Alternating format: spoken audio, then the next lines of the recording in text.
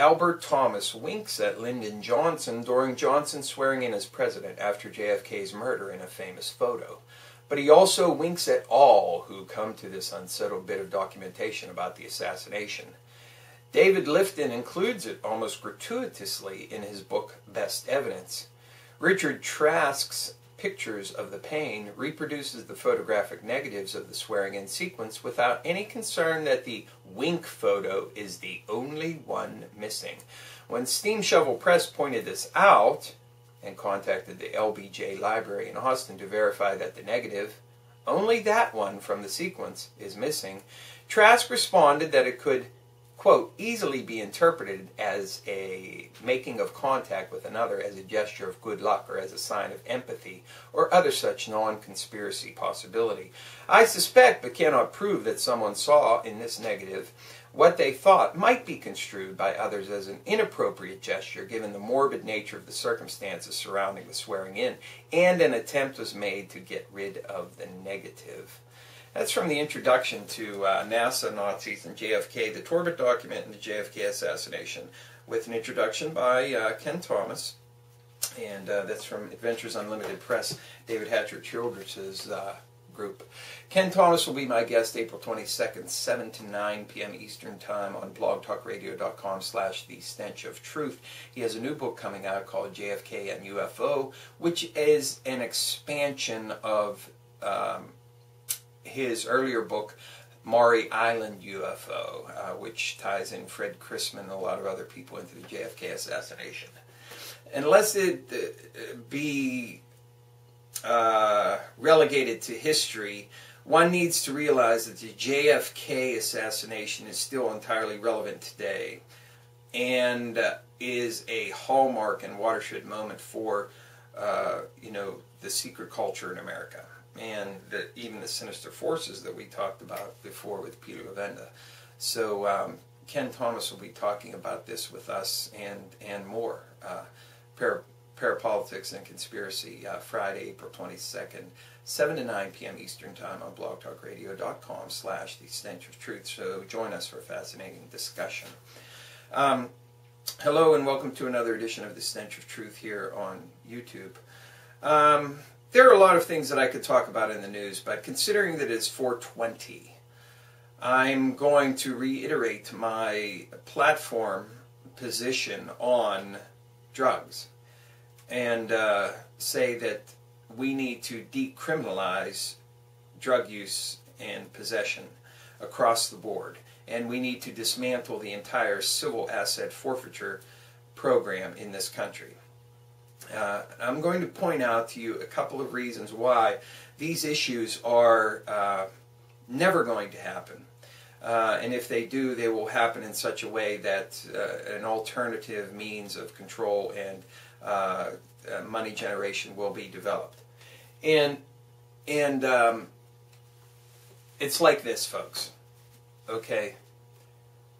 Legalize marijuana across the board right away, decriminalize drug use, and dismantle the entire civil asset forfeiture laws in this country.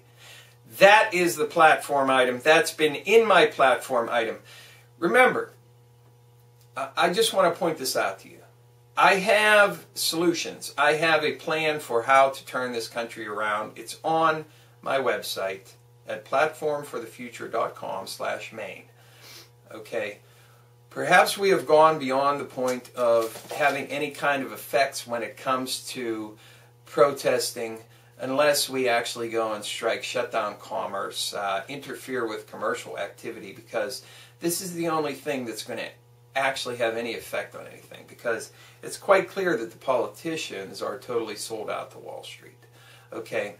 But whatever your approach is, you have to have a plan to put into place. Okay? You want to be against something, that's good. You need to be against the gutting of Medicare, the destruction of the social safety net and all these other things in this country.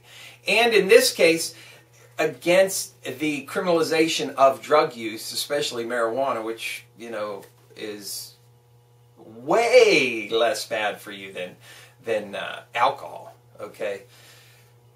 And the blatant hypocrisy and conflict of interest in drug civil asset forfeiture laws. Okay. And in case you don't understand how civil asset forfeiture works, I'll explain it very quickly to you. The government has their militarized police come smash your door in for supposed drug violations. Before you're even convicted, they can seize all of your property and claim that assets from the sale of drugs were used to buy it. And then, even if you're found innocent, you have to sue the government to get your material back in a civil court. Now, tell me, how easy is it for a dude, okay, to sue the fucking federal government and prove, by a preponderance of evidence, that they did not buy something with drug money? How many of you have receipts for everything that you bought? How many of you can prove that you didn't use money from the sale of drugs to buy your TV or your car? Just think about that for a minute. All right? So, but the real hypocrisy, the real fucking conflict of interest here is that that when they seize your property, they sell it, and that money goes to law enforcement agencies. Do you understand what I'm telling you? The cops have a vested interest in seizing your fucking assets. This is the most blatant injustice you could possibly imagine in this country. So, on 420, a short video just to say that we need to stop this fucking madness with the drug war, okay? But we also need to realize, quite frankly, what the real reason is behind the continued condemnation of drug use. Well, I don't promote it necessarily. I really take a libertarian stance on the drug issue, and that is that what you do with your own body is your own business, as long as you don't affect another person or another person's property. You can do whatever the fuck you want. The reason why this is continued in a legal fashion is because of the illicit drug trade and the money it generates for black projects, for intelligence agencies, not only in this country but around the fucking world. This is why it continues to be illegal, and this is why it will continue to be illegal, and why this issue will never make it onto any kind of nationwide platform. And the fact that George Soros is funding these activities is really questionable in my mind, because it seems like he's dumping money into a no-win situation. But there has to be some other angle there that I have to look at a little bit closer. But that's it for this edition. Decriminalize drug use. Legalize marijuana and hemp production in this country. And dismantle the entire civil asset forfeiture bullshit laws, which are a total conflict of interest. Complete and utter fucking injustice. Thank you. Good day.